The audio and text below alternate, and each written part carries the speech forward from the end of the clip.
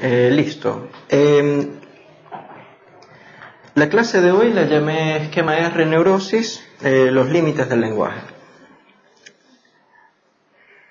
La última vez habíamos hablado de las perspectivas y hoy lo vamos a encarar de otra manera que termina siendo más o menos la misma. Es decir, es otra manera de encarar lo mismo. Como la otra vez, voy a empezar con una pequeña presentación de manera más clínica o menos técnica, digamos, para poder contextualizar y que se sepa de qué estoy hablando. Que es una de las cosas que vamos a trabajar hoy también un poco. De esa posibilidad de perderse cuando se habla de manera muy técnica. O muy matematizada, se pudiera decir.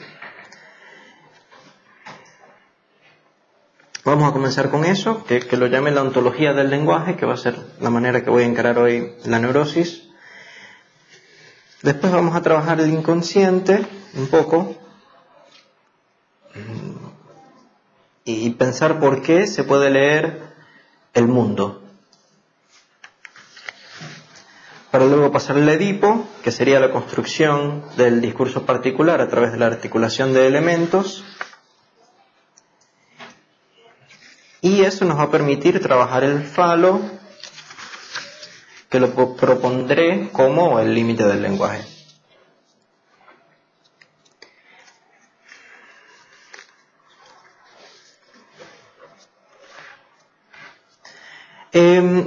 A ver, para comenzar con la ontología del lenguaje, de nuevo voy a insistir con que pudiera ser otra.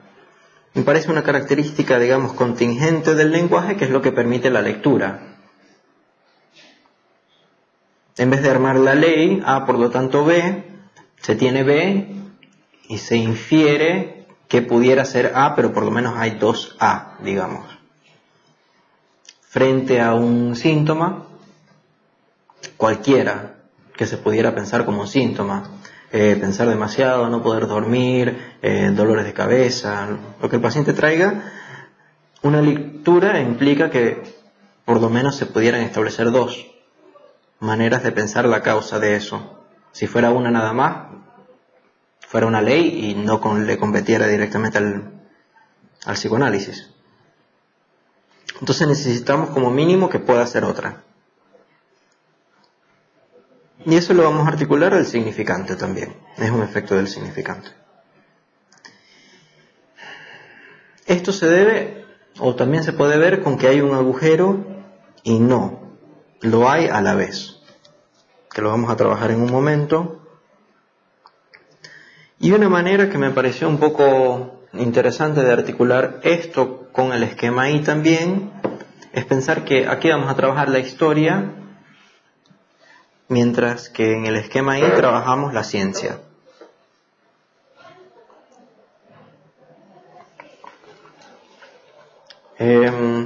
Hay que hacer una aclaración que no sé si la hice la otra vez o si me la salté.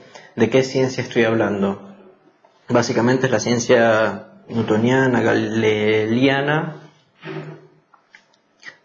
donde se intenta pensar la causalidad y las leyes de las leyes físicas. Que después pueda venir la física moderna, cuántica, relativista, de campos, ya eso es otro tema, no es de la ciencia que estoy hablando de la ciencia pensada de manera ingenua, de lo que se piensa comúnmente que es la ciencia. Entonces, frente a esos hechos que son, digamos, tenemos la historia, donde hay ciertos relatos, donde hay cierta causa, donde hay cierta memoria y que pudiera ser de otra manera.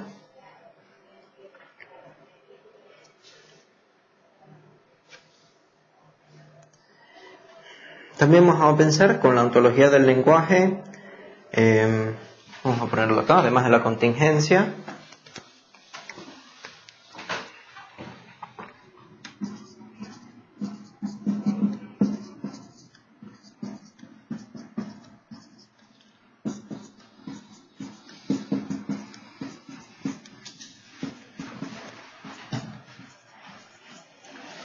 Vamos a pensar la particularidad.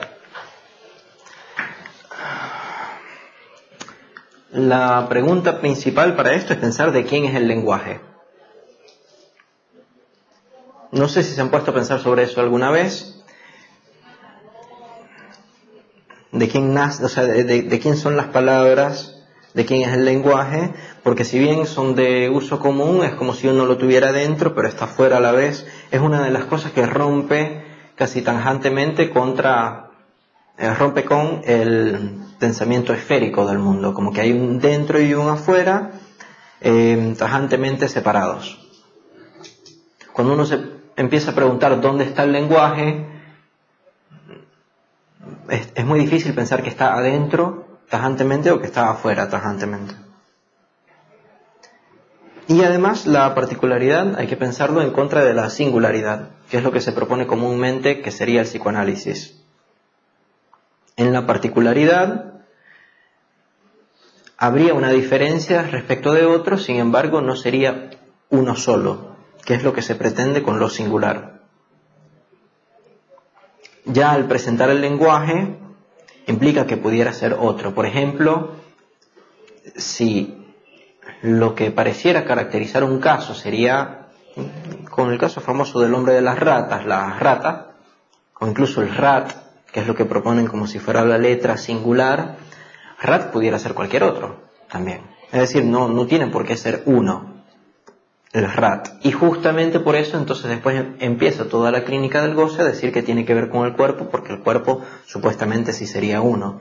Es decir, hay un continuo alejamiento del lenguaje porque justamente no se puede establecer de quién es. No le pertenece a una sola persona el rat. O cualquier otra palabra o migaja de palabra, incluso como se presenta. Y quizás lo más importante del lenguaje sería lo no todo y la paradoja que eso implica.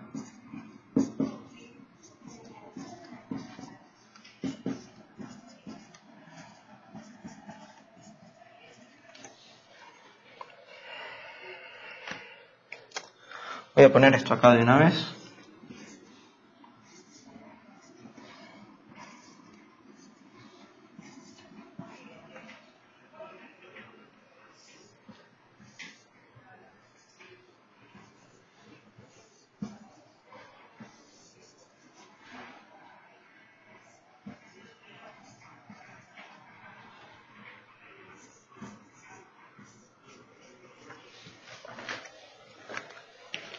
Para ir pensando, yo esto lo he encontrado nada más en Alfredo Edelstein y gente que lo toma de él. Pero me parece muy útil y muy importante para pensar la estructura del lenguaje.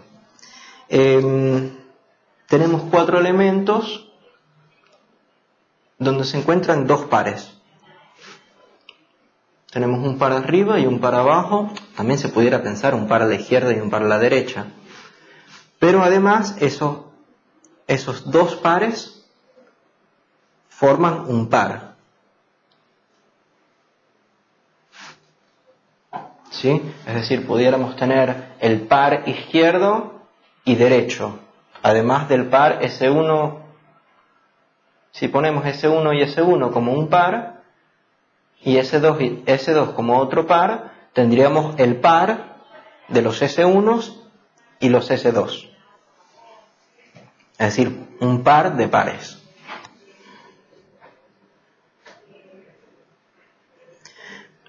Lo más importante que introduce el lenguaje es la función del no todo. Primero, quisiera aclarar, porque además el lenguaje sí introduce todo, es decir, el lenguaje es una batería completa. Todo lo que se necesite decir en un idioma está en el lenguaje.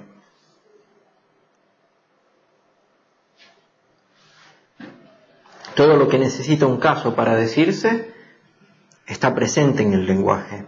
Sin embargo, eso no implica que el lenguaje pueda decir todo. Es decir, si bien el lenguaje puede decir la palabra todo, o están todos los elementos para decir todo, hay algo que estructuralmente escapa del lenguaje. Que es que si vamos a proponer la función no todo y decir que la función no todo implica para todo, ya ahí se nos arma un absoluto de nuevo, que sería el no todo, que sería todo no todo. Que es un problema con el que vamos a tener que lidiar hoy. Hay algunas personas que lo llaman monismo significante, que es como si la única sustancia que hubiera fuera el significante. Me parece que no conviene pensarlo así y que eso sería incluso un pleonasmo, porque pensar que justamente el elemento que devela el no todo es todo es una contradicción. Por eso mismo el lenguaje provee o presenta algo que está por fuera del lenguaje. Si el lenguaje presentara todo, estuviera contradiciendo su propia ley. El lenguaje, además, Lacan lo trabaja como estructura. Para él, la estructura del lenguaje es una redundancia, porque la estructura es del lenguaje. Es como si uno tuviera que poner estructura entre paréntesis del lenguaje.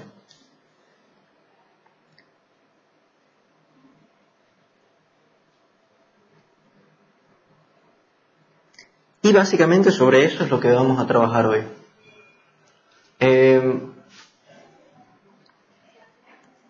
Y vamos a ver cómo eso se relaciona con el falo.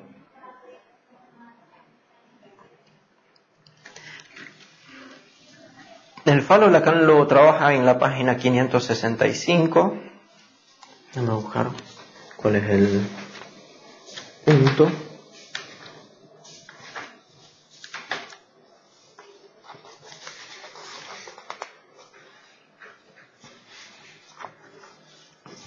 Es hacer el 4-5, donde lo define como lo que se transmite en el orden simbólico, mientras en lo real se intercambian objetos.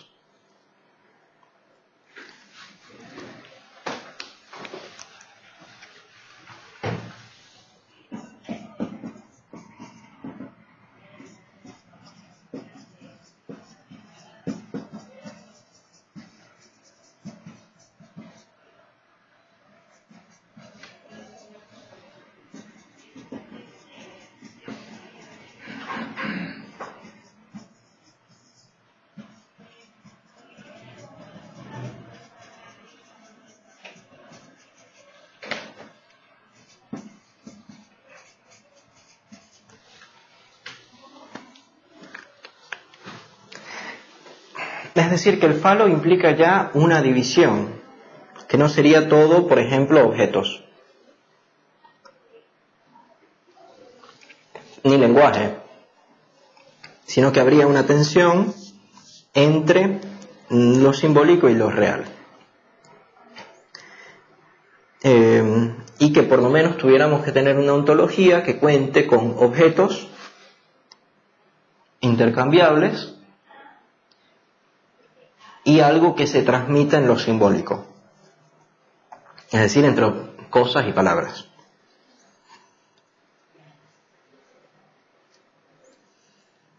Y hay un último punto que me parece importante tomar desde la ontología del lenguaje, que es una ontología que parece ser sumamente delicada, que puede colapsar en cualquier momento. Porque si vamos a tomar elementos, no todos, es decir, que no son iguales a sí mismos, se puede en cualquier momento tener un elemento que sea idéntico a sí mismo o que sea no significante, que hace que todo el sistema, digamos, colapse. Que vamos a ver que continuamente va a ser el problema de la neurosis.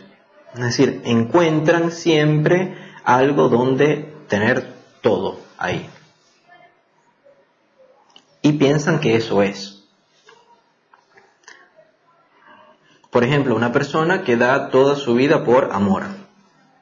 Eso hace que colapse el sistema del no todo, porque acá no hay esa circulación y no hay el vacío adentro, porque el amor se ubica justamente en el vacío abierto entre los cuatro significantes. Cuando se ubica algo en ese vacío, hace que todo colapse.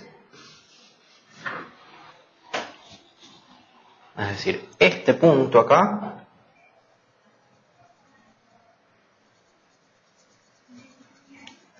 es importantísimo. Vamos a ponerle un punto así vacío.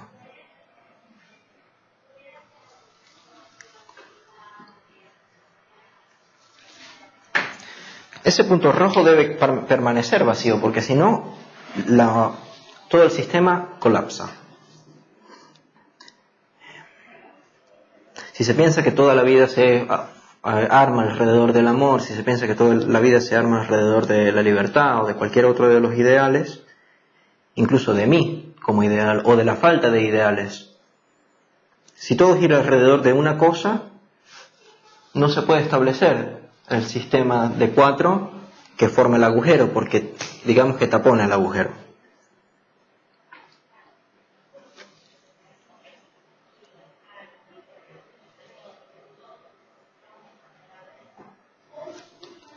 Y es justamente ahí que tendremos que ubicar lo que escapa al lenguaje y mantenerlo en el medio, digamos, como si hubiera una armadura alrededor.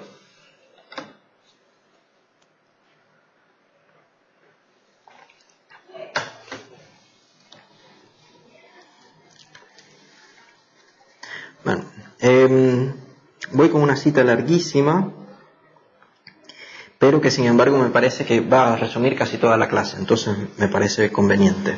Está en la página 549.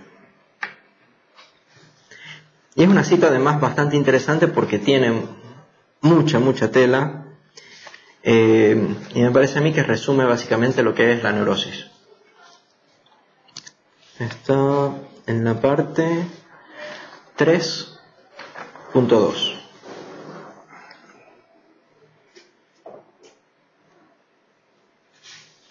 Porque es una verdad de experiencia para el análisis. El para el análisis es muy importante. No sé si los finales de los escritos de Lacan y los principios siempre son muy contundentes. Acá termina con una parte increíble que básicamente dice: si ustedes intentan utilizar la teoría psicoanalítica fuera del análisis, es como si estuvieran intentando remar en un desierto. Entonces aquí empieza, porque es una verdad de experiencia para el análisis, que se plantee para el sujeto la cuestión de su existencia. La cuestión de su existencia vamos a ver que es la problemática principal de la neurosis. Eso creo que no va a sorprender a nadie. Pero vamos a ver cómo lo presenta. Mi lectura es que tiene que ver con la diferencia y la contingencia. Porque si lo decimos de la misma manera siempre se piensa que es eso. La diferencia y la contingencia va a ser una manera de nombrar el sexo y la muerte. Diferencia, sexo, contingencia, muerte. Pero si seguimos diciendo sexo y muerte, entonces pensamos, bueno, no, la neurosis no se le para, o la mujer no tiene disfrute, y la muerte es que piensa todo el día en el momento que se va a morir, o tiene una preocupación con... No se trata de eso fenomenológico. Por eso me gusta muchas veces plantear las cosas de otra manera, para que se piense de otra manera y al mismo tiempo se haga la abstracción. Porque es una verdad de experiencia para el análisis que se plantee para el sujeto la cuestión de su existencia, no bajo la especie de la angustia que ella suscita al nivel del yo. Es decir, no se trata de lo inefable o de lo que uno siente del ataque de pánico, de todos los fenómenos esos que hemos pensado que tienen que ver con la presentación fenomenológica de la angustia. No se trata de lo que ella suscita al nivel del yo, y que solamente es un elemento de su cortejo, sino en tanto que cuestión articulada. ¿Qué soy yo allá? Es decir, la cuestión de la existencia se nos presenta de manera articulada al hacerse la pregunta ¿qué soy yo allá? Me parece que articulada quiere decir dos cosas que tenemos que tomar en cuenta, es decir, una hablada, de articular, y dos, de conexión, de articular, de hacer una cadena. cuestión articulada que soy yo allá, concerniendo su sexo y su contingencia en el ser. Es decir, ya acá hay una articulación, ¿sí? La cuestión articulada, tenemos que articula la cuestión articulada, el sexo y su contingencia en el ser. A saber que él es hombre o mujer de una parte y de otra parte que él pudiera no ser. Es decir, en un lado tenemos la diferencia interna, digamos, interna a la humanidad, y después la diferencia externa de que, por ejemplo, el universo sigue y nosotros no. Los dos conjugando su misterio y anudándolo en los símbolos de la procreación y de la muerte. Ahí creo que tenemos que tomar el falo. Entonces voy poniendo algunas de estas cosas.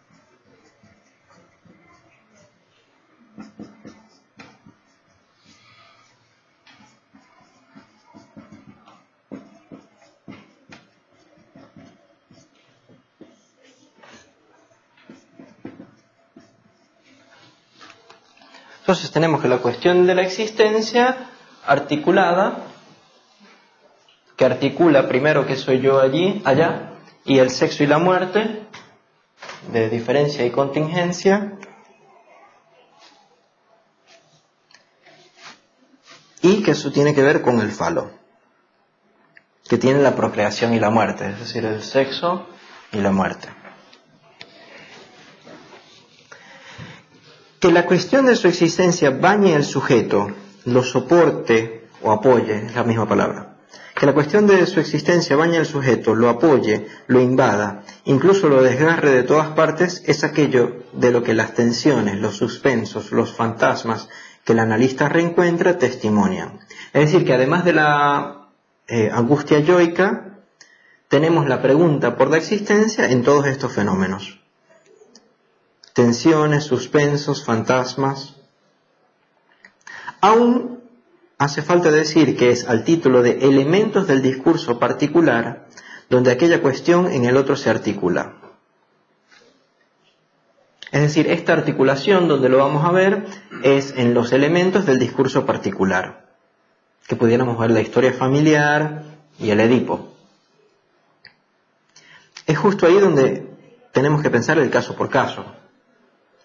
Son elementos del discurso particular que, si bien tiene cierta estructura, digamos que tiene ciertos puestos donde van a estar ubicados las diferentes personas y objetos en general, que hayan ocupado esos diferentes lugares para ese sujeto.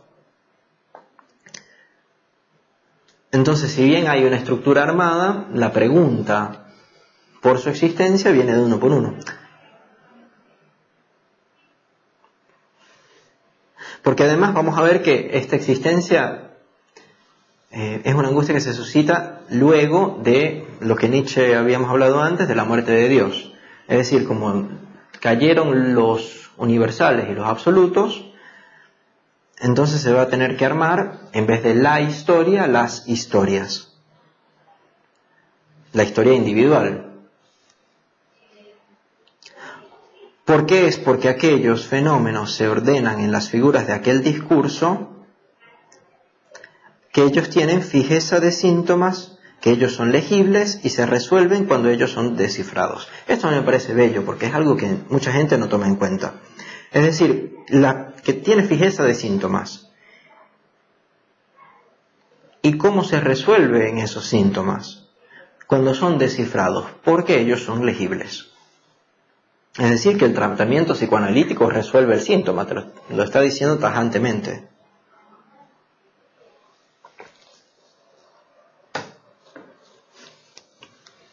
Es decir, que si no ha habido una resolución del síntoma, no ha habido un tratamiento analítico.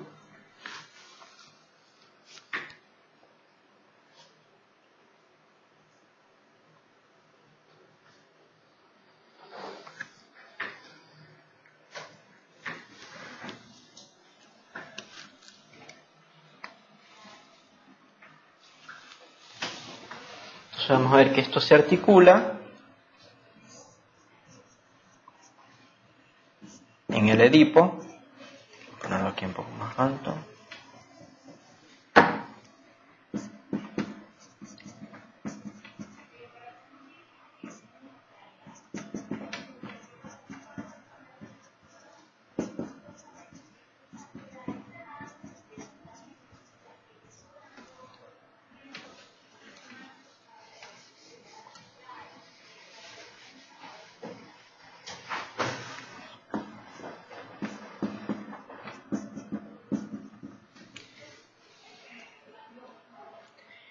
Y a través del Edipo justamente que vamos a poder encontrar el falo.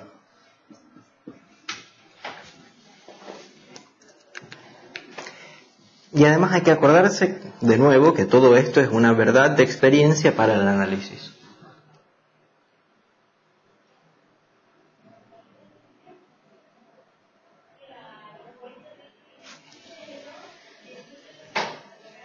Esta cita se pudiera exprimir toda la clase, no lo voy a hacer. Porque bueno, me parece que deberíamos seguir otras cosas. Sin embargo, es básicamente la brújula de... Esto nos dice toda la clase.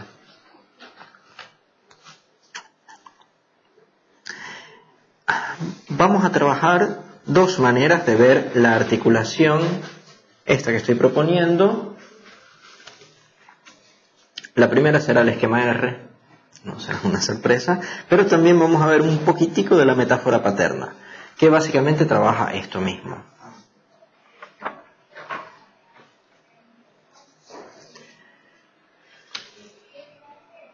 Me parece que son dos maneras que tiene Lacan de abordar la misma problemática, que es, dado que el lenguaje es particular, cómo se encuentra su límite en cada caso.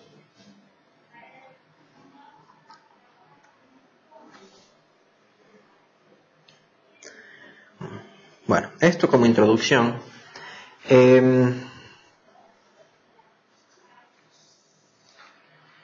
Pasemos ahora al inconsciente.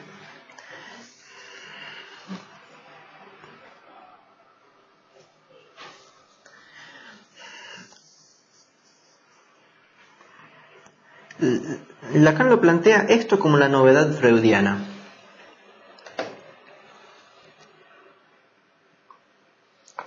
Como he comentado anteriormente, a mí me parece que Lacan lo que propone es un trabajo sobre Freud y sobre la teoría de Freud.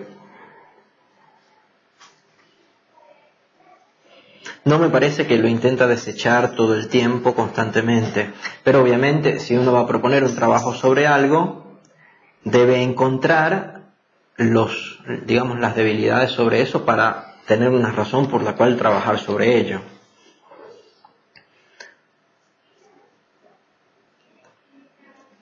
Incluso, esto es más o menos al comenzar, donde dice que, pero esa versión deviene completamente clara una vez hecha la función conceptual a la cual ninguno había antes pensado. De aquel otro lugar, es decir, la alteridad, con el lugar, presente para todos y cerrado a cada uno, donde Freud descubrió que sin que uno ahí piense, y entonces que cualquiera pudiera pensar ahí mejor que otro, eso piensa. Esto está en la página 548, es decir, un poquito antes, en el punto 3.1, donde está pensando de dónde vienen los pensamientos o cuál es el lugar de los pensamientos. Entonces habla de Nietzsche y de Schreber, son dos pensadores anteriores a Freud, y Lacan propone que si bien ellos tenían ciertos desarrollos, lo que introduce Freud es que hay un otro lugar presente para todos y cerrado a cada uno, donde Freud descubre que sin que uno ahí piense, eso piensa. Es decir, la respuesta a si este pensamiento no es mío, ¿de dónde viene?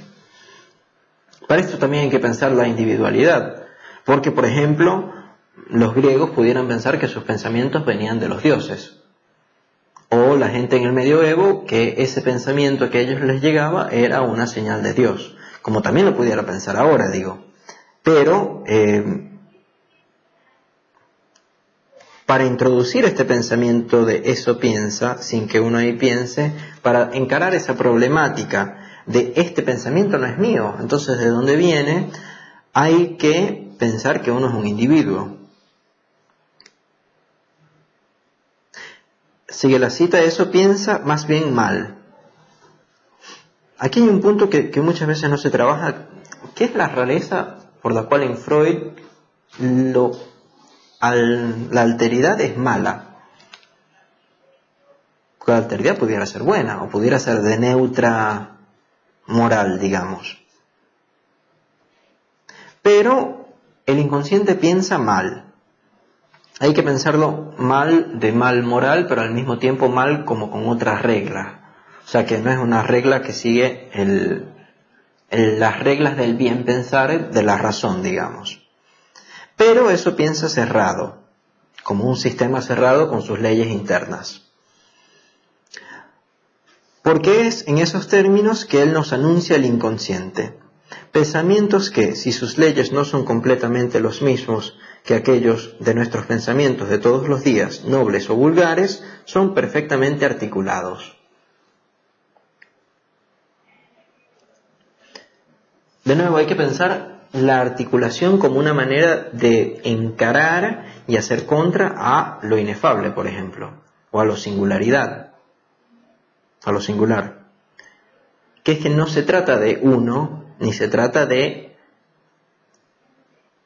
algo biológico que no tenga que ver con cierta articulación, cierta palabra, sino que justamente incluso el inconsciente, incluso aquello que nosotros no sabemos de dónde viene y que piensa a través de nosotros, pensando mal incluso, porque es una razón otra a la que nosotros manejamos,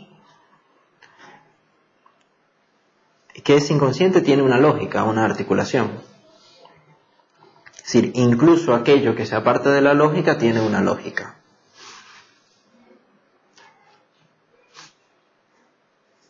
Es un presupuesto necesario para poder pensar una ontología que no se colapse sobre sí misma, porque si fuera el inconsciente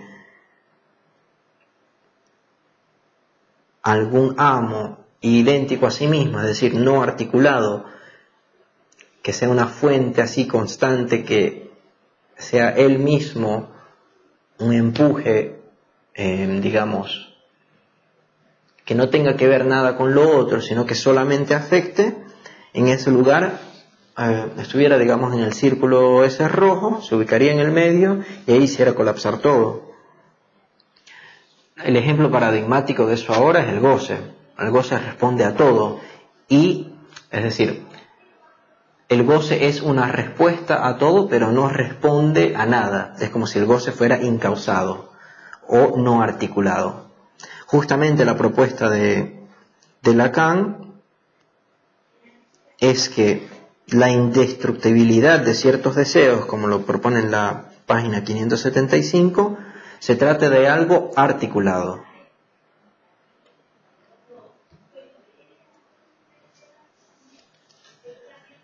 Es decir, que algo sea indestructible, que algo sea no modificable, aún así está articulado.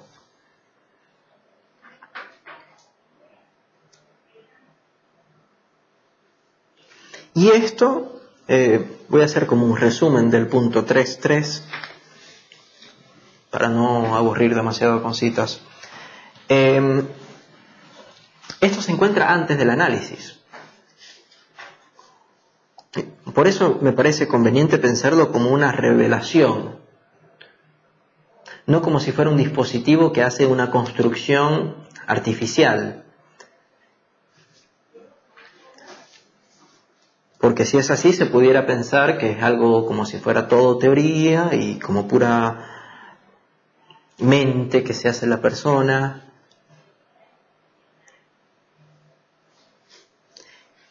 Y no se trata de eso, sino de revelar la estructura, entre paréntesis, del lenguaje. Y esa estructura, acá me parece que Lacan lo trabaja maravillosamente, y es una parte que no se ha trabajado demasiado, que Lacan pone los significantes en el estado puro y dice, bueno, sí, eso es verdad y no es verdad a la vez. No es verdad porque los significantes subsisten solamente como alteridad del sujeto. Es decir, que hay algo por fuera del significante, hay una alteridad del significante. Esa alteridad del significante, yo diría que una de las alteridades del significante es el sujeto. A esto siempre me acuerdo que no sé si alguna vez Lacan lo relaciona, es una relación que yo he hecho. El cuento ese que a veces se echa de ver unos jeroglíficos en el desierto y uno supone que eso quiere decir algo, supone ahí un sujeto.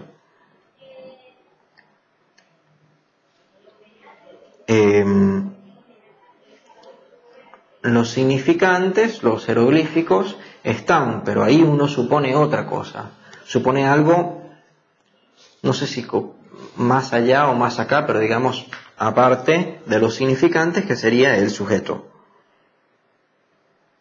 Y además habría que contrastarlo con esto del monismo significante, de que todo sea significante, porque, es decir, una de las maneras de decir no todo es significante, es decir, no todo es significante porque también hay el sujeto.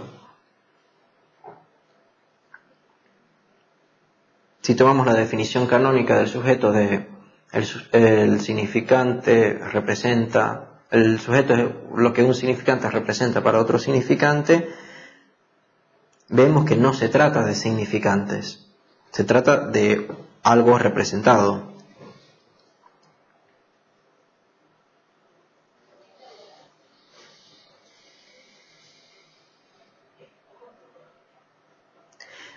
De nuevo dice no verdad y verdad. Y la verdad que él pone acá del significante en su estado puro sería que el otro tiene la posibilidad de inducir la significación en el significado. Es decir, que ya en el otro está la posibilidad de la significación. Yo lo pusiera como una posibilidad o como una que está ahí latente. Pero ya acá Lacan nos está proponiendo que la significación es algo que pudiera escapar al lenguaje, si bien está en él. Es decir, en los elementos está aquello que los elementos quieren decir, pero se pudiera pensar que lo que quiere decir está por fuera de los elementos.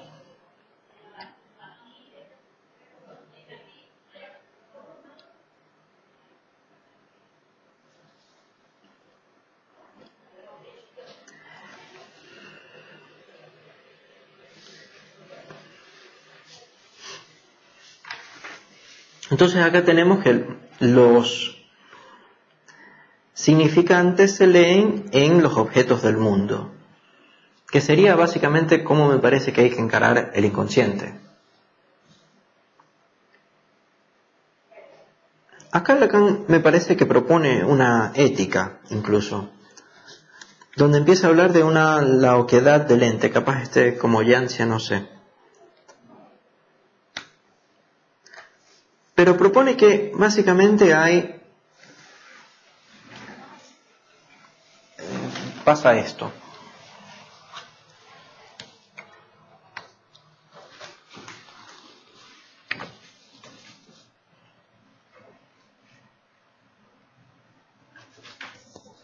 Ponerlo acá.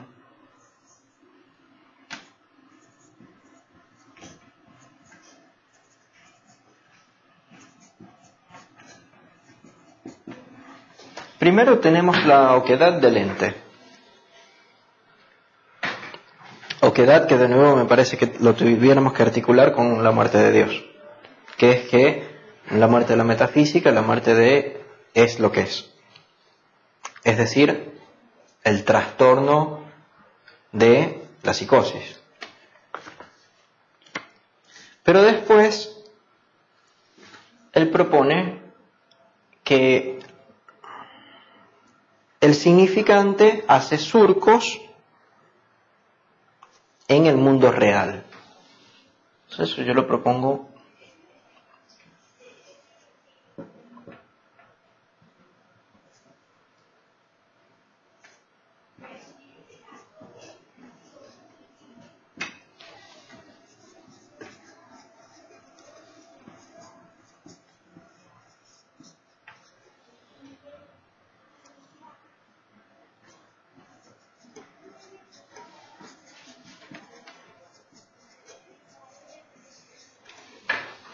Tuviéramos la oquedad del ente y luego que el significante haga los surcos en el mundo real, que lo pongo acá como una línea punteada, es como si esa oquedad se abriera más.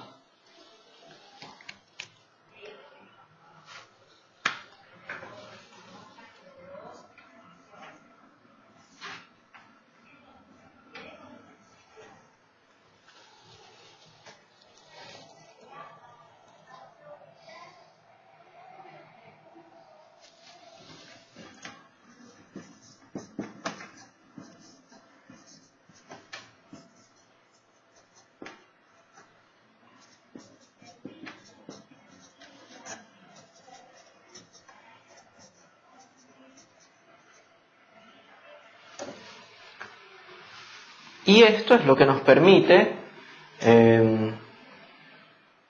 ver en los objetos mundanos la cuestión del significante y la existencia. Voy a poner esto un poco mejor.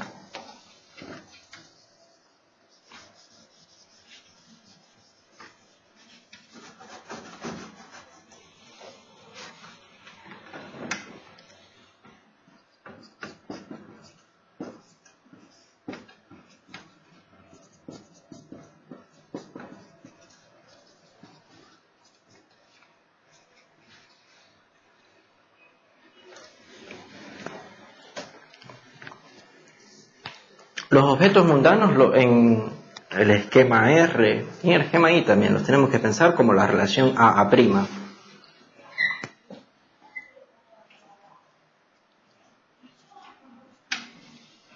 Es decir, que un trabajo sobre A' nos va a permitir encontrar el lenguaje, digamos. ¿Y por qué eso es importante? Porque tenemos, digamos, un agujero hecho más grande por efecto del significante en el mundo real.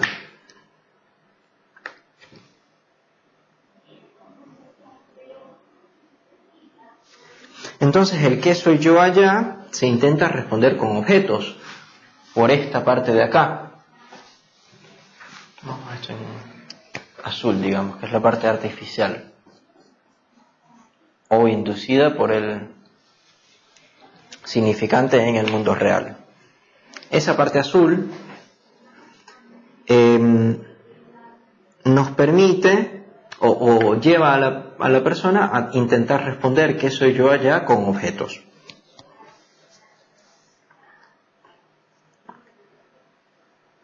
Más allá de digamos, las historias más fenomenológicas de esto, que sería la adicción, por ejemplo, o la anorexia, donde se pudiera pensar el objeto de adicción, porque no es una sustancia tóxica, nada más se pudiera pensar adicción a muchas cosas, eso sería una manera de intentar responder a la pregunta de qué soy yo allá con un objeto mundano.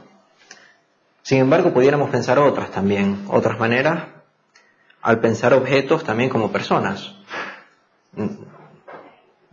Por ejemplo, un muchacho de 21 años intentando responder a la pregunta de qué soy yo allá, acostándose con 2 minas cada fin de semana, por ejemplo. O una misma.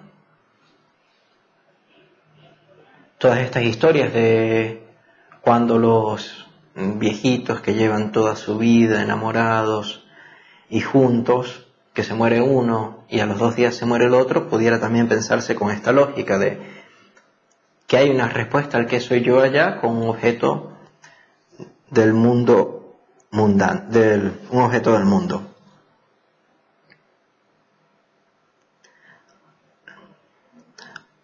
Lo que es importante no perder de vista es que si bien tenemos los objetos del mundo,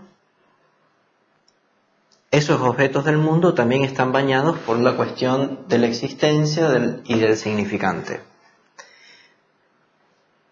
¿Por qué es eso importante? Porque justamente es lo que rechaza la psicosis.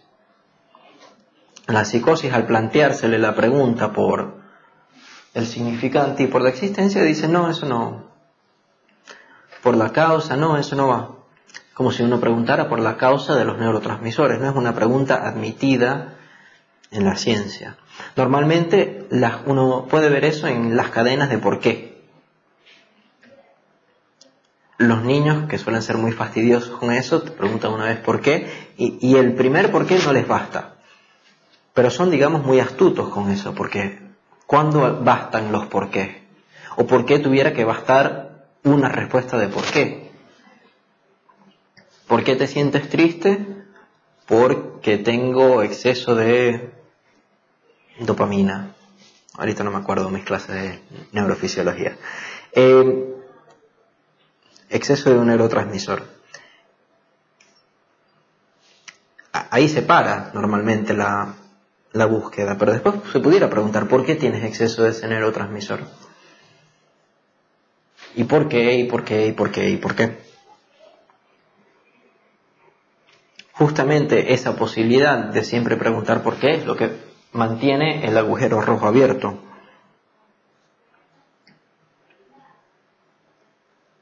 Y lo que cierra tajantemente la psicosis. Al pensar que solo hay objetos mundanos y que ellos no tienen una relación con el lenguaje, que no están bañados por el significante y por la existencia, se piensa que lo único que hay son esos objetos, es decir, se mantiene la especularidad, se mantiene el A' del esquema I, y no se arma una construcción más allá, como vamos a ver que se puede hacer con la neurosis y los triángulos homólogos. Esto lo dice Lacan en la página 551, que es ya el 3.4 creo, o 3.5, 3.4, al final. Para retomar la fórmula que había tanto agradado a Freud en la boca de Charcot, eso no impide existir el otro, con mayúscula, en su lugar A. Viene hablando de cómo Jung propone las imágenes como arquetipos, como que eso fuera lo que hay y después hay maneras de realizar eso.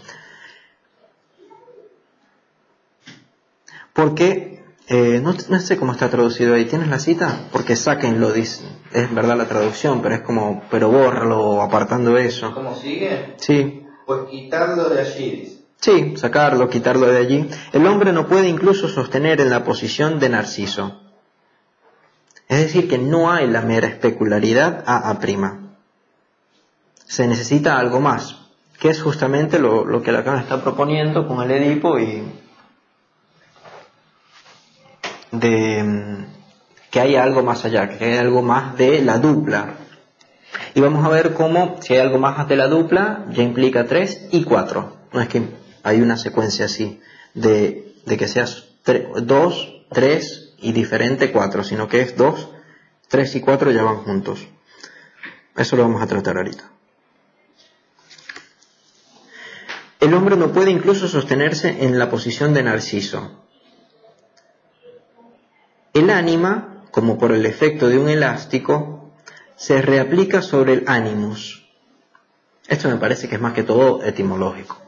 Y el animus sobre el animal, el cual entre S y A sostiene con su Umwelt, que serían las relaciones con el mundo exterior, sensiblemente más apretadas que las nuestras, sin que uno pueda decir al respecto que su relación al otro sea nula. Es decir, que ni siquiera en el animal no existe el otro.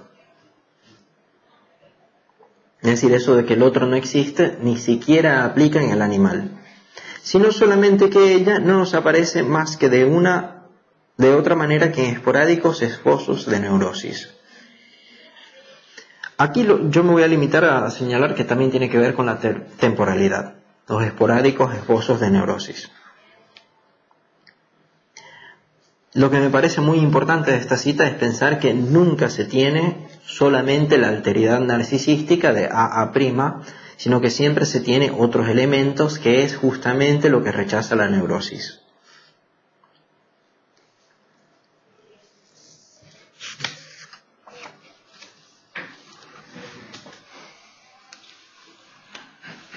Acá lo voy a poner, pero después lo vamos a borrar igual.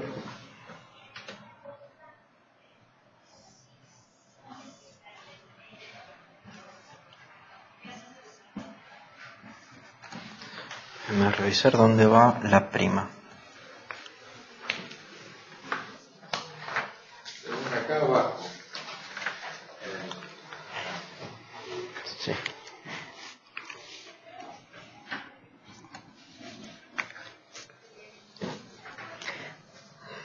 Acá, como vamos a ver, tenemos otro elemento cuaternario. Y me parece lo que está intentando proponer Lacan, que no hay manera de quedarse en el AA', no hay manera de quedarse en la relación narcisística. No sé si ven cómo esto se aplica sobre, o sea, lo podemos pensar sobre tanto el esquema R como el esquema I. Es decir, si acá no se encuentra el A, tuviéramos el esquema I. Si acá se encuentra el A como inconsciente, como discurso articulado, discurso particular articulado, se encontraría el esquema R. A mi gusto, el esquema lambda lo que es, digamos, el esqueleto sobre el cual se puede erigir tanto la neurosis o la psicosis. Pero bueno, en eso no me voy a detener mucho porque es algo sobre lo que todavía estoy trabajando un poco. Pero sí podemos pensar la neurosis como un trabajo, entonces, de tensión entre el mundo y el lenguaje. Donde el lenguaje no puede estar solo, porque como habíamos dicho antes, que el lenguaje esté solo es una contradicción. Y tampoco sería el caso donde el mundo estuviera solo. Porque donde el mundo estuviera solo, es decir, donde no pudiéramos encontrar un elemento más allá, estuviéramos en la parte de la psicosis. Por eso me parece también importante en este momento trabajar el punto de la geometría proyectiva, porque justamente en la geometría proyectiva es donde se proponen puntos al infinito, es decir, puntos de otra índole. Cuando uno piensa la geometría proyectiva desde la geometría euclidiana, en realidad. Entonces ahí pudiéramos pensar la geometría euclidiana como solo el mundo, mientras que en la geometría proyectiva tuviéramos solo el mundo y además puntos al infinito, como por ejemplo pudieran ser A y S en el esquema L. Y entonces, al pensar el mundo y el lenguaje, no se trataría de una filosofía que también piensa la relación entre el mundo y el lenguaje, porque se trata del discurso particular. justamente el psicoanálisis intenta no armar un universal. Como dice Lacan al final de este escrito, dice intentar proponer el psicoanálisis fuera de la experiencia analítica es tan útil como remar, como si tú estuvieras en un bote y estuvieras remando en la arena. Obviamente no va a ir hacia adelante. Eso, bueno, me parece que hay que pensarlo también en psicoanálisis y política. En la EOL, ahorita no sé si la AMP, la Asociación Mundial de Psicoanálisis, tiene diferentes sedes. Aquí en Argentina es la EOL, muchas otras partes de Latinoamérica en verdad es la NEL, la Nueva Escuela Lacaniana.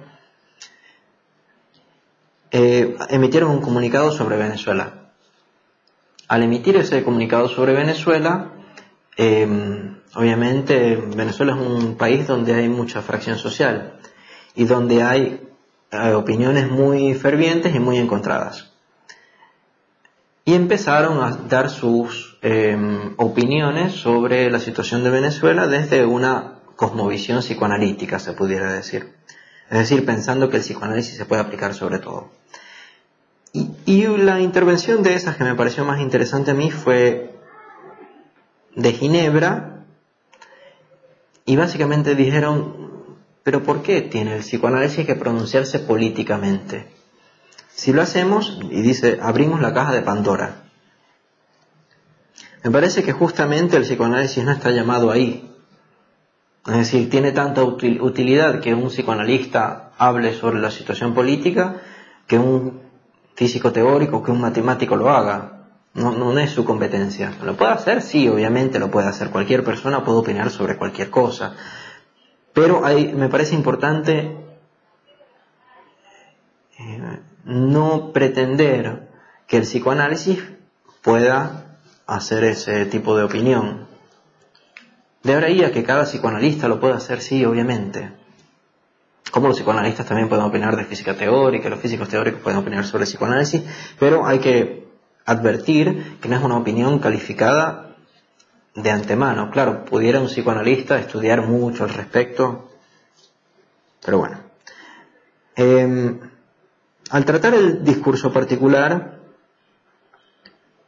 nos vamos a ver ahora adentrar cómo tenemos que tratarlo como historias, porque no se trata de la historia por esto que habíamos dicho de la muerte de Dios. El Edipo justamente va a ser nuestra manera de armar este discurso particular a través de los elementos del mundo.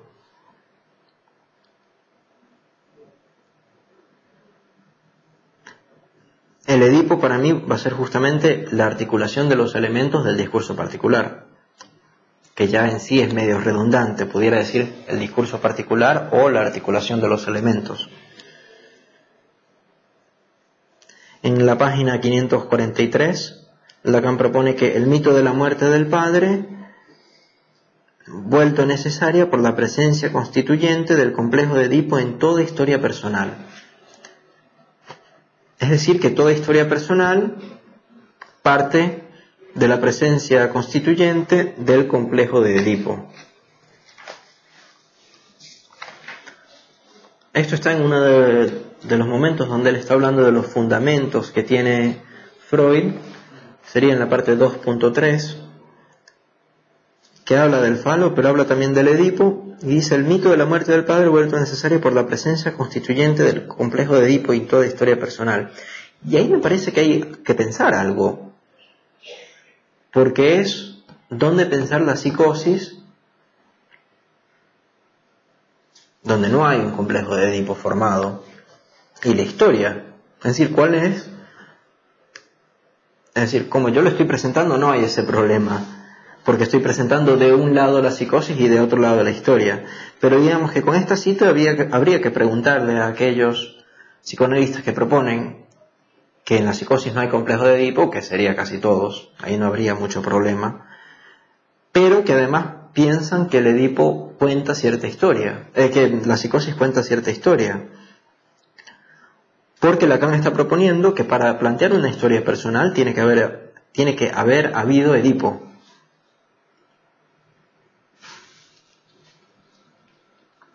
La historia me parece particularmente pertinente porque trabaja con la causa, trabaja con la contingencia, que la historia pudo haber sido otra.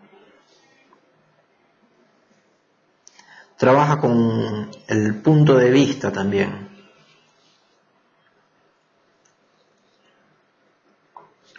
Muy pocas veces se estudia cómo hacer historia o cómo... Es decir, los psicoanalistas lo estudian, porque obviamente los historiadores lo han estudiado muchísimo. Pero pocas veces nos detenemos a estudiar eso cuando es una de las cosas más importantes para un análisis. Porque justamente nosotros estamos trabajando con una persona armando su historia.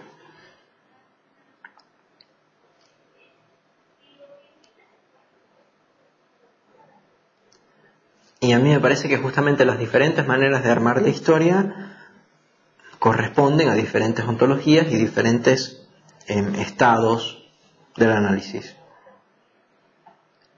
Más aún dice Lacan en la página 546, es decir, un par de páginas más adelante, eso sería el 2.4, al final del 2.4, empezando el 2.5, dice: la articulación simbólica que Freud descubrió al mismo tiempo que el inconsciente, y que le es en efecto consubstancial. 2 puntos. Es la necesidad de esa articulación que él nos significa en su referencia metódica al Edipo. Es decir, el Edipo no tiene que ver con la madre y el padre y el hijito. Tiene que ver con la articulación simbólica. La articulación simbólica que es consubstancial al inconsciente, es decir, también está hecha de significantes. La necesidad, además, de la articulación simbólica, es decir, que siempre la hay, la articulación simbólica. Entonces podemos pensar la historia como una articulación de elementos. Y una articulación de elementos que además nos va a dar un sentido. Sentido me parece que hay que pensarlo también como hacia allá. No sé si esto lo tienen, pero si tenemos así, esto sería la dirección.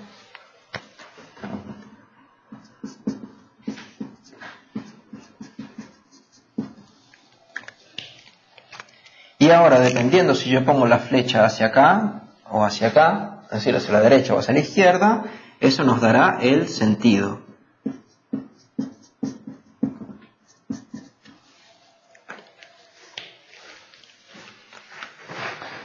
Y acá es donde me parece importante trabajar todo el tema del sentido de la vida,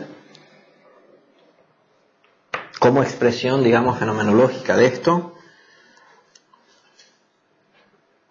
donde me parece que esto que habíamos dicho anteriormente de la causa y la contingencia también ayudan a gestar el sentido.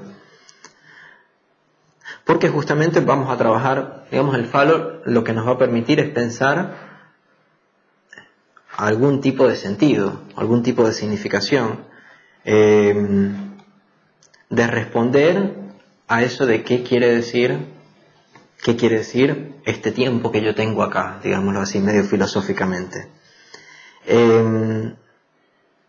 O cuál es el sentido de mi vida.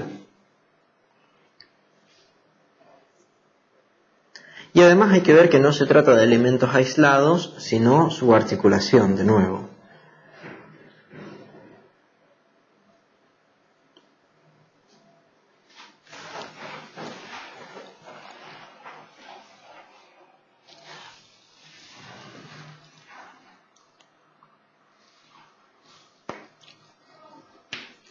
Básicamente lo que vamos a proponer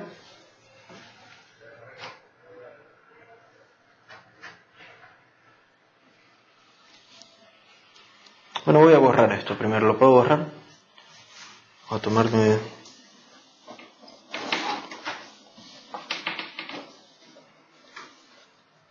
La semana pasada no pasé las fotos. Esta semana pasaré todo.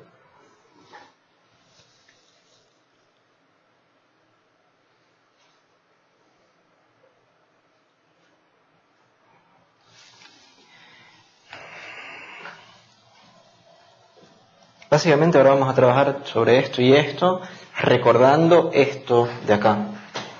Voy a ver si puedo borrarlo.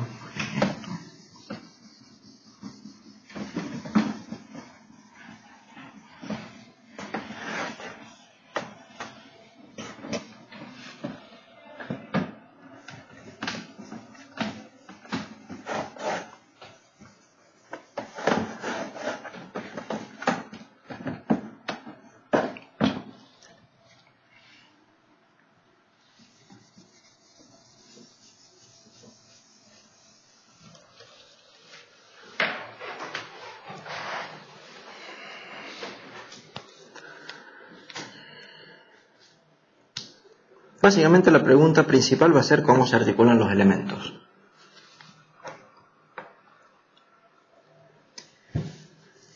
Y acá hay un problema que es, si tenemos dos elementos, y esto voy a poner no sé si leyeron el pequeño escrito que hice sobre Mario y Luigi, que me parece una manera de pensarlo, digamos, un poco más divertida que... Voy a tratar de utilizar ese ejemplo otra vez. Si tenemos ya dos elementos, cualesquiera, yo voy a poner Mario y Luigi.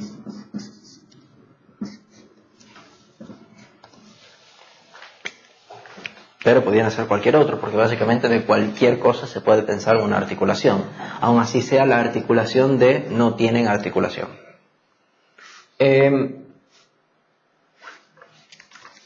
Si tenemos dos elementos, ya podemos pensar dos elementos más su articulación, ¿sí? Es decir, al tener dos elementos, ya pudiéramos pensar que tenemos tres, ¿sí?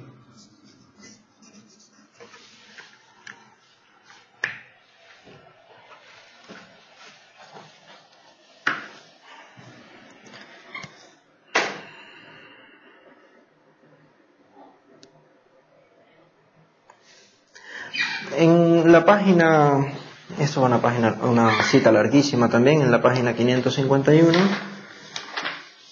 pero que me parece esencial, es decir, en el punto 3.5,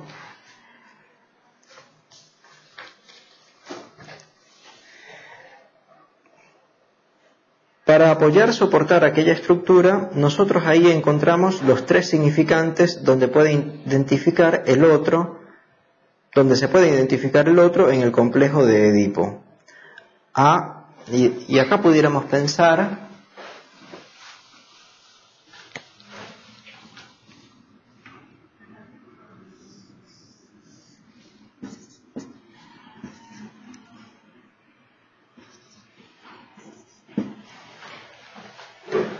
madre,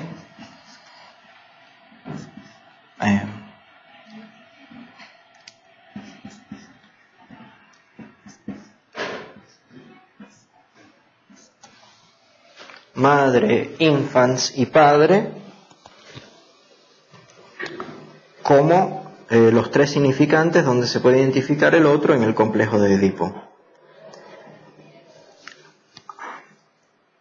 Acá hay que pensar también, infants, no sé si tienen esta precisión, que tiene que ver con no hablar, infants.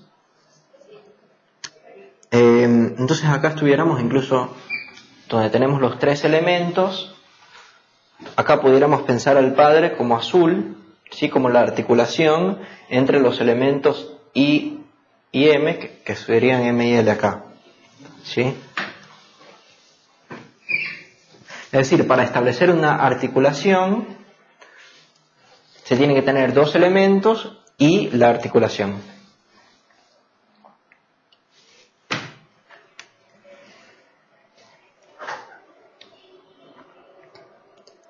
Ellos bastan para simbolizar las significaciones de la reproducción sexuada bajo los significantes de la relación del amor y de la procreación. Acá hay algo que decir que no está diciendo, que es que bastan para simbolizar las significaciones de la reproducción sexuada, pero no la muerte. ¿Sí? ¿Se acuerdan en la primera cita que teníamos? Que eran los dos conjugando su misterio y anudándolo en los símbolos de la procreación y de la muerte. Acá no tenemos la procreación y la muerte, acá solamente tenemos la procreación. Es decir, esto nos basta para el sexo. Acá se puede establecer la diferencia, digamos, pero no, de la manera que lo estamos pensando, la contingencia.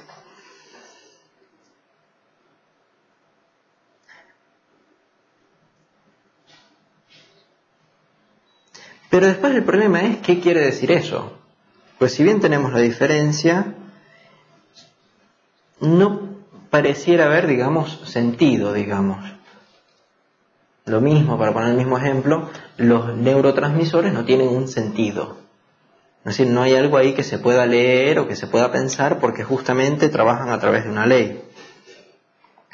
Me parece también que las exposiciones psicoanalíticas que son, digamos, como muy teóricas, caen en lo mismo, que uno se pregunta de una vez, ¿pero qué quiere decir eso?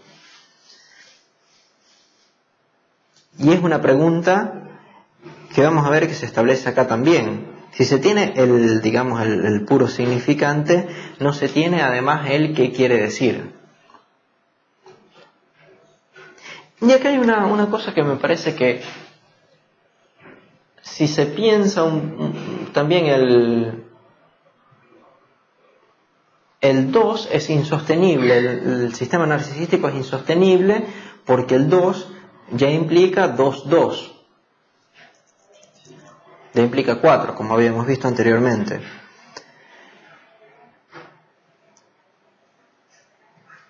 El cuarto término es dado por el sujeto en su realidad. Sujeto, tenemos que acordar también de tema.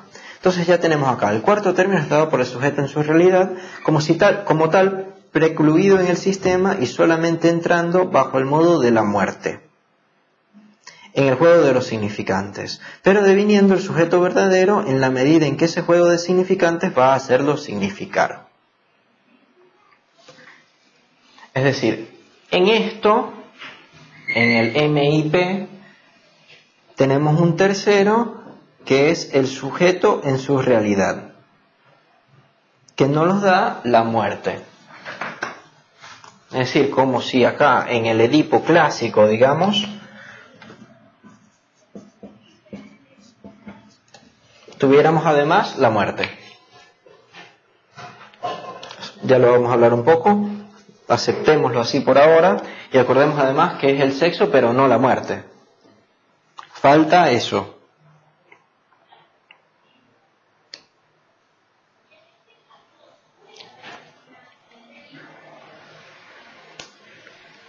Y entra, vamos a ver que esto entra en tanto sujeto. ¿Sí? Vamos a hacer una línea puntuada acá. Pero me parece que esto es básicamente lo que se está trabajando.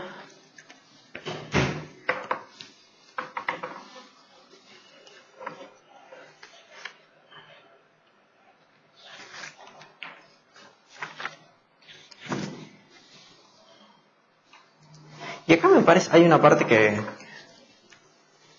esto es más de un tema personal que tengo, que justamente acá está hablando de la preclusión, ¿sí? La preclusión del sujeto. Hay psicoanalistas que proponen que la preclusión no se deshace, que una vez que algo fue precluido, no hay manera de desprecluirlo, digamos, o no hay manera de que aparezca. Sin embargo, acá Lacan está trabajando justamente que se puede. ¿Sí? Está diciendo el sujeto precluido en el sistema y solamente entrando. Es decir, está precluido pero entra. Y no nada más dice que entra, dice que deviniendo el sujeto verdadero. Es decir, que hay una manera de que ese elemento precluido entre al juego. Y aquí es donde me parece que entra cierto cálculo que pudiéramos hacer bien con el esquema R, bien con la metáfora paterna o bien con Mario y Luigi. Vamos a empezar por Mario y Luigi porque me parece que es la manera más fácil. Entonces, si tenemos a Mario y a Luigi, acá pudiéramos establecer una relación entre ellos de, por ejemplo, cualquiera, en verdad. Que ese es el problema, que se puede establecer cualquiera. Es solo cuando agregamos otro que sabemos un poco cuál es la relación. Porque, por ejemplo, si yo pongo Mario, Luigi y una manzana, para poner algo muy descabellado, pudiera poner acá personajes ficticios, figuras humanoides, mientras que acá abajo pudiera poner como frutas u otra cosa. Es solo al yo poner acá, por ejemplo, a Wario, que puedo poner a, bueno, Mario y Luigi son hermanos, a diferencia de Wario, que no es un hermano.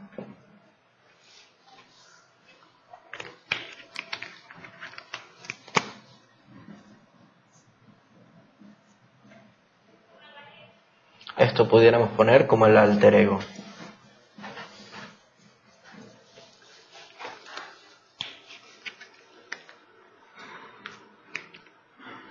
Es decir, solo al ubicar un tercer elemento se ubica cuál es la relación. Y cuando este elemento, tercer elemento, se ubica, además se puede postular, digamos, un cuarto, componiendo hermano con alter ego.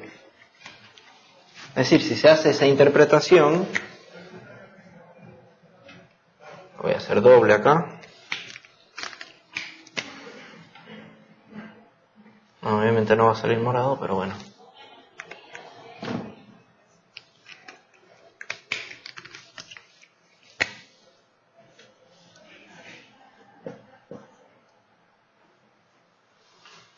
¿Sí? Sería una operación compuesta, y acá tuviéramos, ya supiéramos que sería el alter ego del hermano como una función compuesta. No quiero decir función en sentido matemático, como una operación compuesta. Es decir, que habría, además del alter ego y del hermano, hubiera un alter ego del hermano, un hermano del alter ego, ¿sí?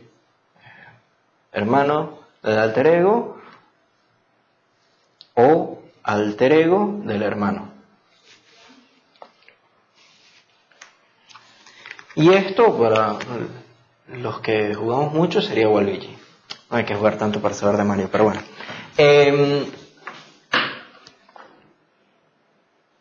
Esto me parece, aunque lo hice desde arriba a la izquierda hacia abajo a la derecha, es más o menos lo mismo que está proponiendo acá Lacan, yendo de abajo a la derecha, de arriba a la izquierda.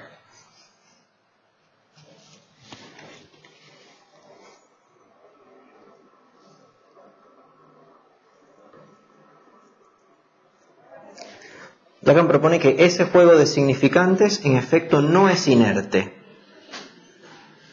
Es decir, que no se trata de una mera estructura teórica, sino que tiene vida. Vamos a ver qué tipo de vida se habla, porque obviamente no es que esto se va a empezar a mover solo, no sé, no es Jumanji.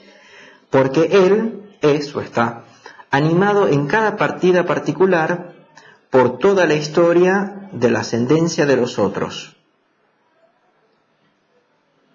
Es decir, lo que anima es la historia, lo que anima es el Edipo. Cuando tenemos la estructura, digamos que esto está muerto.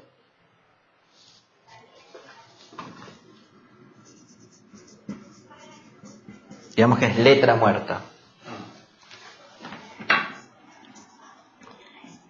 Y se vivifica o pone en juego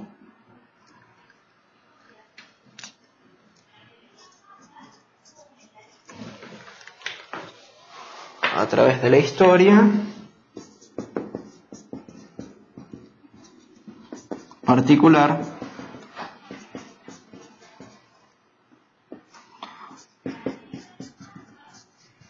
o del Edipo, que es justamente lo que hace este paso de acá.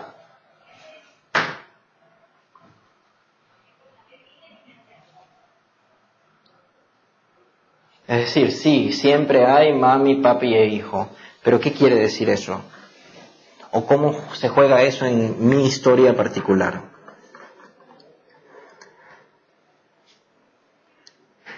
Está animado en cada partida particular. Dice partida porque está hablando de juego de significantes, ¿sí? Es como tuviéramos la estructura, pero la historia del sujeto es lo que lo pone en acción, o tenemos las reglas del juego de significantes, pero a pesar de que uno tenga las reglas, cada partida va a ser diferente. Es decir, en ajedrez uno puede saber cómo se mueven todos los diferentes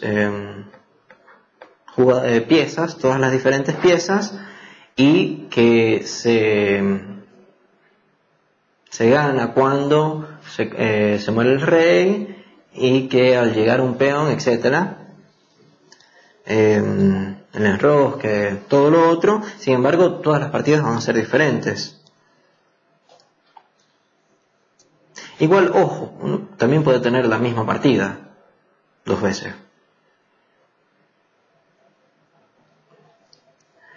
Ese juego de significantes en efecto no es inerte, porque él está animado en cada partida particular por toda la historia de la ascendencia de los otros reales que la denominación de los otros significantes implica en la contemporaneidad del sujeto.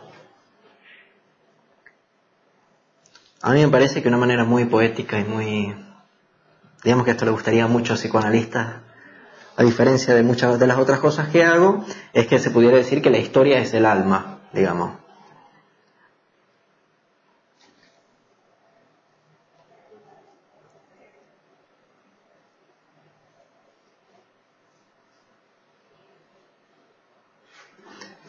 ¿Cómo se escogen estos elementos? Como estaba diciendo anteriormente, hay un pequeño problema en hacerlo,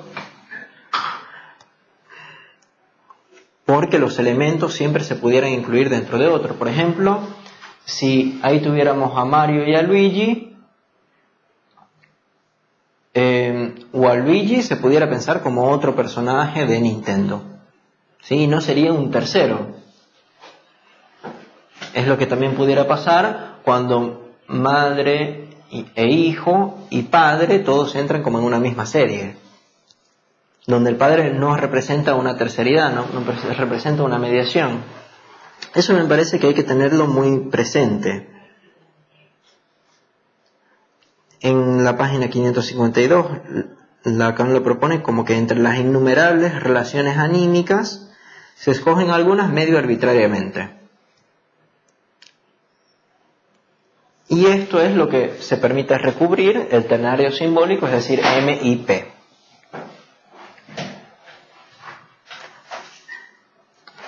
En la misma página 552 dice: es en efecto por la oquedad que abre esa prematuración en lo imaginario y donde abundan los defectos del estadio del espejo, que el animal humano es capaz de imaginarse mortal. Es decir, tenemos una prematuración imaginaria.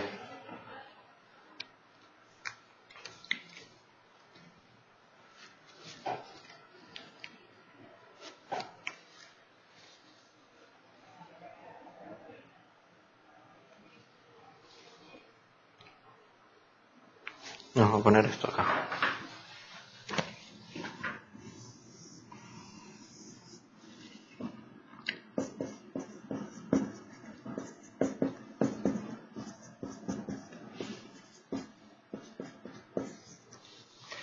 La prematuración imaginaria, Lacan lo trabaja como con el estadio del espejo.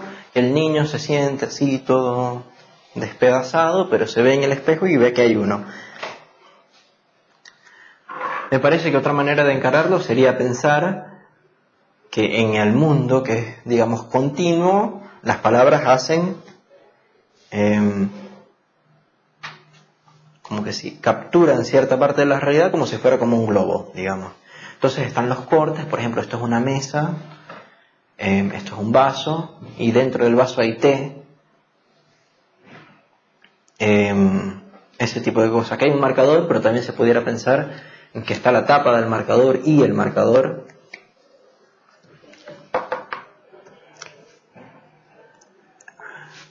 La prematuración imaginaria abre una oquedad.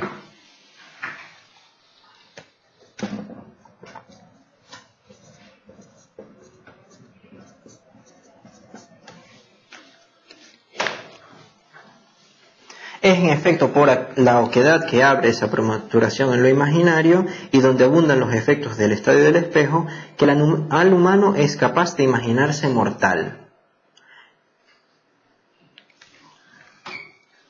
No voy a ponerlo todavía porque vamos a seguir leyendo. No que uno pudiera decir que él pudiera hacerlo sin esa simbiosis con lo simbólico, sino más bien que sin esa oquedad que lo aliena a su propia imagen, es decir, yo soy eso, esa simbiosis con lo simbólico no hubiera podido producirse, donde él se constituye como sujeto a la muerte. Es decir, esta oquedad, donde podemos encontrar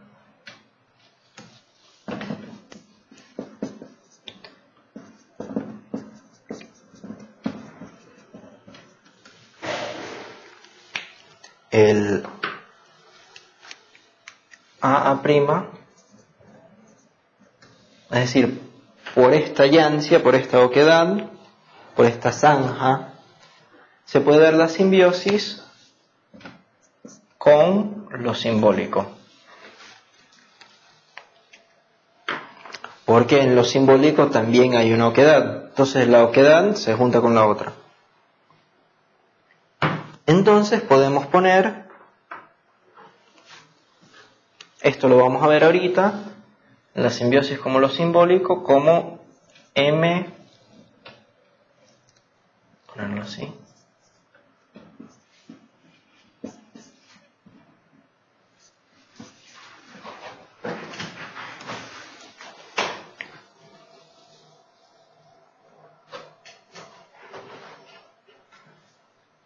Es por esto que hay un sujeto a la muerte o que el sujeto puede imaginarse mortal.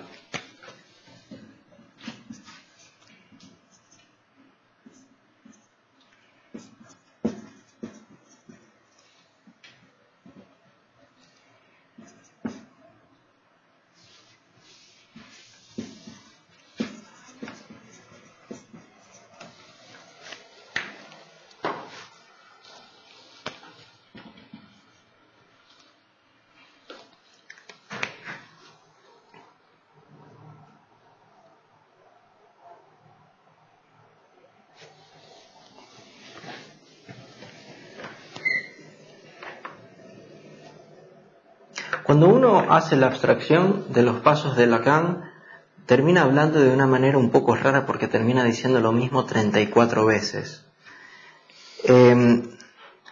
Entonces es como si uno estuviera haciendo como un loop. Esto básicamente lo que hace es justificar todo esto de nuevo, que fue lo mismo que hicimos acá, que es lo que estamos diciendo acá. La prematuración de lo imaginario tiene una oquedad. Y esa oquedad es lo que permite hacer la simbiosis con lo simbólico. Es decir, que permite hacer un paralelismo, estoy usando la palabra a propósito porque las rectas MI y MI, una mayúscula, otra minúscula, es decir, el par de minúsculas y el par de mayúsculas son paralelas.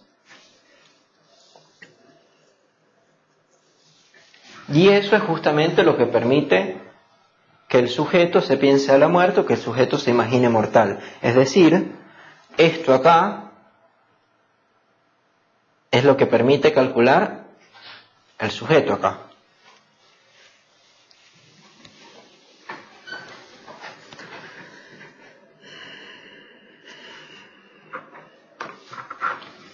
Si lo ponemos en términos del esquema I, hay que acordarse que acá Lacan pone A y A' como, más como lugares, digamos.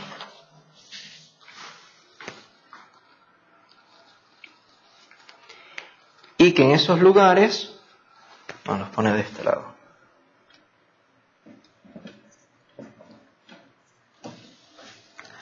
vamos a tener I y M.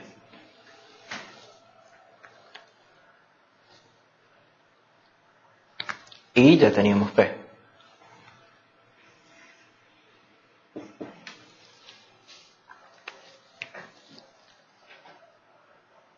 A mí me parece importante que aquí lo trabaja como madre, hijo y padre, pero acá después también se puede trabajar como significante del objeto primordial, ideal del yo y nombre del padre. Es decir, cuando ya se arma la estructura cuaternaria, la estructura que sí es propia de la ontología del lenguaje, ahí sí podemos hablar de significante, ideal del yo y nombre del padre. Antes se habla de madre, padre e hijo. Voy a hacer esto un poquito más bonito. Bien.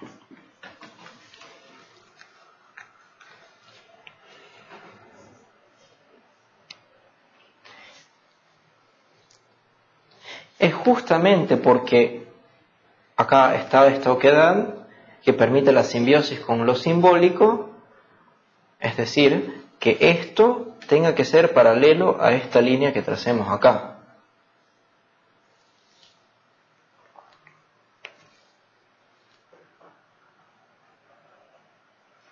¿Sí? La simbiosis con lo simbólico, que es lo que permite al sujeto pensarse a la muerte o imaginarse mortal, tiene que ver con un paralelismo entre IM y MI. ¿Por qué esto permite al sujeto pensarse a la muerte? Incluso lo pudiéramos pensar así, borrar esto para mostrar que es otro paso.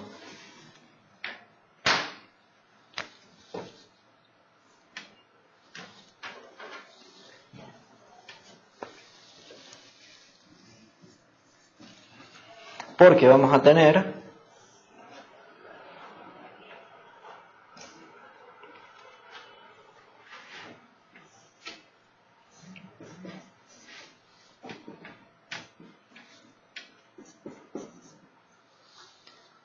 y ni siquiera sin tener los puntos. Si recordamos que esto es el eje de proyección y este es el punto de proyección, entonces vamos a necesitar básicamente una imagen especular a partir de acá y que se vea desde acá.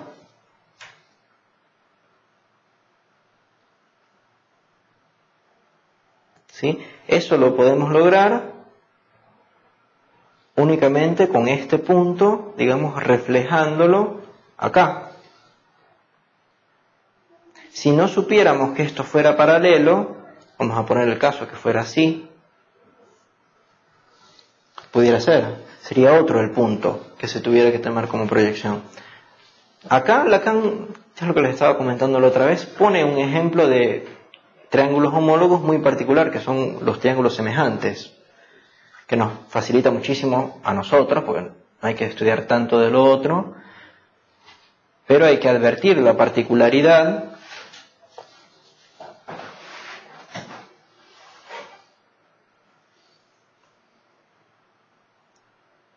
que esto representa.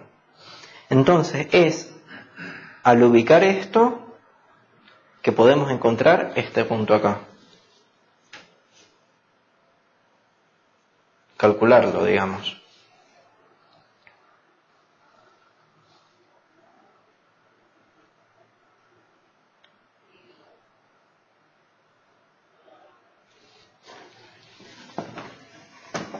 Bueno, esto acá porque me dé chance de poner otro.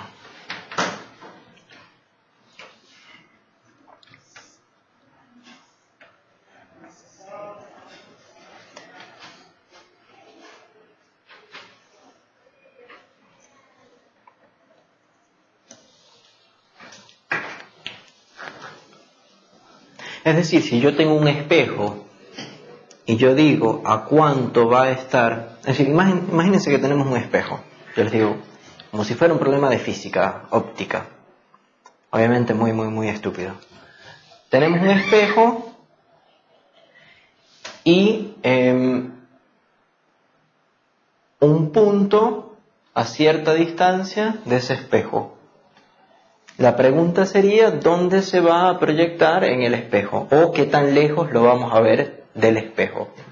Es decir, del otro lado del espejo. Como si uno pudiera entrar al espejo. Sí, si yo imagínense que ustedes pueden meter la mano dentro del espejo, ¿cuánto tuvieran que alcanzar para atraparlo? Obviamente sería la misma distancia que acá.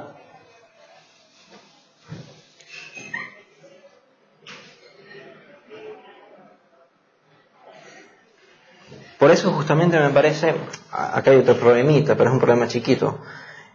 En el esquema R, entre M chica e I grande hay una línea punteada.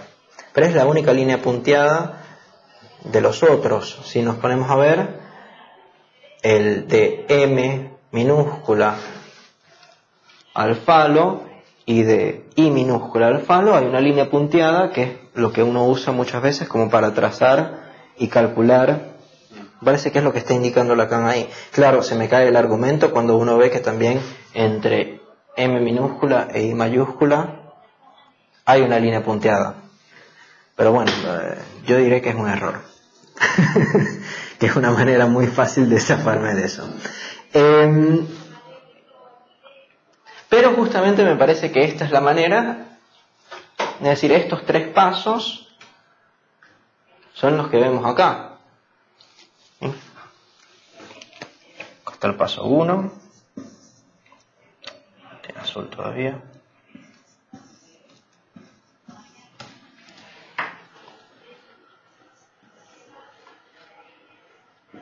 Esto lo pudiéramos poner como un supuesto. 0, 1 y 2.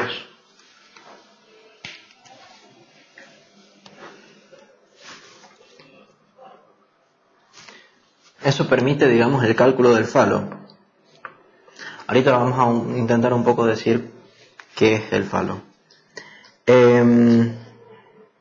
Acuérdense que lo estamos trabajando, por ejemplo, con los límites del lenguaje o con el sentido de, por ejemplo, la vida. Al establecer el cuarto elemento, además, es que me parece que hay como un cambio de... A ver, y además se lo pudiéramos poner esto acá. La cuestión de la existencia. Esto acá, todo el 1. Y acá el 2. Acá también 0, 1, 2. Digo, para ir mostrando cómo son diferentes maneras de tratar lo mismo. Y esto otro sí, al establecer el cuarto elemento se realiza un cambio de ontología. Acá recién es donde podemos hablar de la ontología del lenguaje. ¿Por qué? Porque lo que le había estado comentando anteriormente, que es una ontología muy frágil. Y hasta acá uno puede decir, bueno, entonces todo lo que importa es el padre. Incluso habiendo encontrado el falo, se puede decir, es que se trata del falo. Para decirlo de la manera mítica, mi madre quiere una persona valiente, entonces yo soy el valiente. Ahorita retornamos a eso. Pero bueno, si se logra, si efectivamente se logra, y se establece el cuarto elemento, hay una resignificación o una reorganización por retroacción. Y hay básicamente dos ejes, el eje del tú y el eje del yo.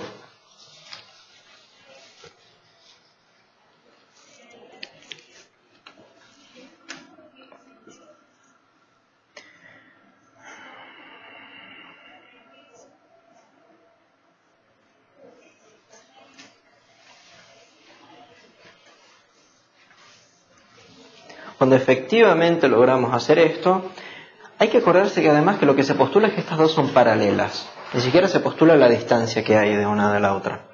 Pudiera estar acá como pudiera estar aquí abajo, pero lo que Lacan propone para, digamos, sellar eso un poco, es que propone dos vectores. Los vectores los voy a poner uno en azul y uno en rojo. Van a ser dos diferentes. Va a haber un vector así.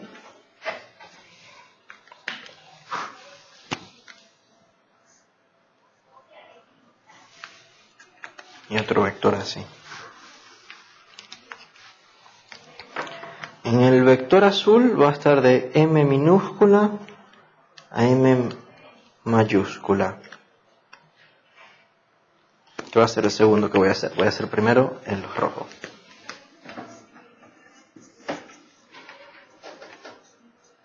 En el rojo vamos a tener las relaciones de agresión erótica.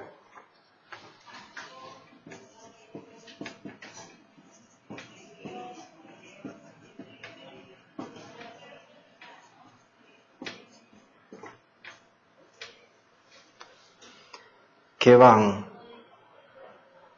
desde la imagen especular, necesito mucho más espacio para esto.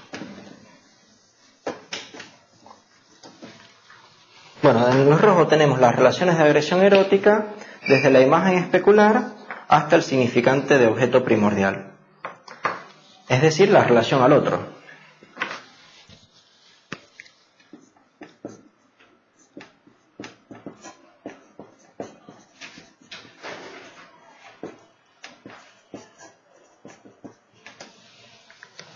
Y en el azul vamos a tener las relaciones del yo.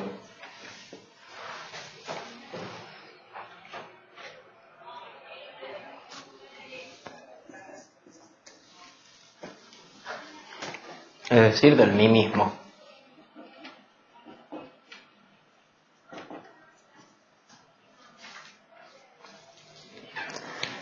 Entonces, en las relaciones del tú vamos a tener las relaciones de agresión erótica que se realizan en la imagen especular, es decir, vamos yendo hasta que por fin logramos hacer un todo, que es cuando se logra tener el significante del objeto primordial. ¿Qué es lo que propone Lacan? Leyendo a Freud como el cacón o como todo ese problema. Mientras que el yo va desde el pur Bild, sobre lo cual se pudiera hacer todo un trabajo, porque además es la prefigura, que es que dado el resultado de una función, los elementos que pudieran entrar. Es decir, si decimos f igual a x al cuadrado, la respuesta primera sería y decimos x al cuadrado es igual a 4, la primera respuesta es 2. Entonces sabemos que 2 a la 2 es 4. Pero también se pudiera tener menos 2. Menos 2 a la 2 también es 4. Entonces el Urbild sería 2 o menos 2 ahí. Hasta la identificación paternal del ideal del yo. Es decir, el ideal de que hay un yo. Que sería como el prototipo de lo que hay. Es decir, vamos desde la imagen hasta aquel momento donde se dice tú eres. Donde se dice tú. Donde se dice tú, ya se arma un todo.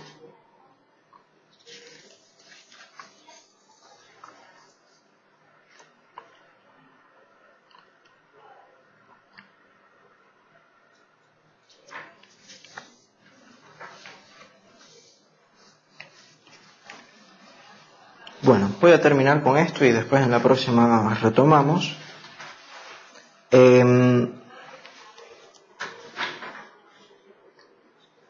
Hay una pregunta acá que entonces sería, ya va, si esto resignifica todo, ¿sí? Si tienen en la etapa 3 hay una resignificación de todo,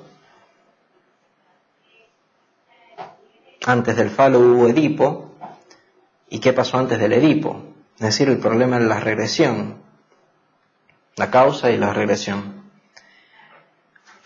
Lacan lo propone como que los estadios preedípicos pudieran existir, pero son analíticamente impensables. Es decir, hay algo que no se puede pensar en el análisis, que sería aquello antes del Edipo.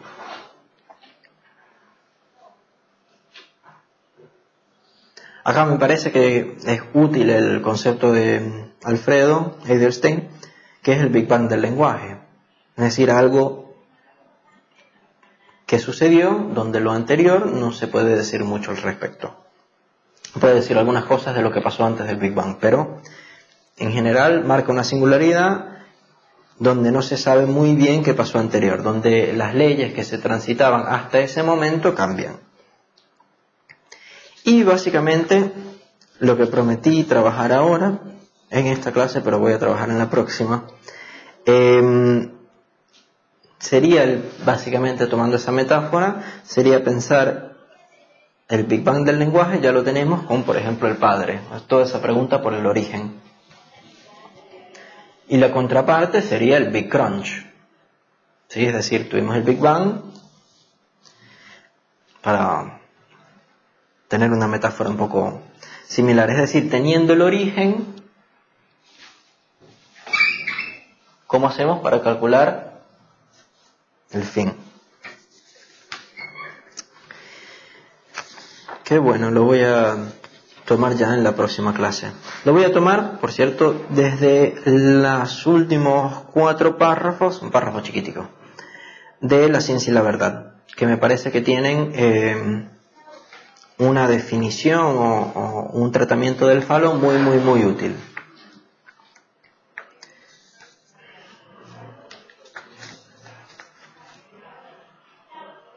¿Listo? ¿Alguna pregunta?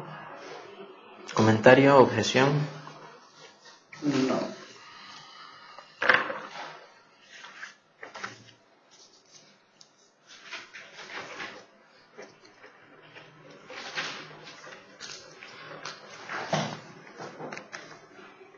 Bueno, listo.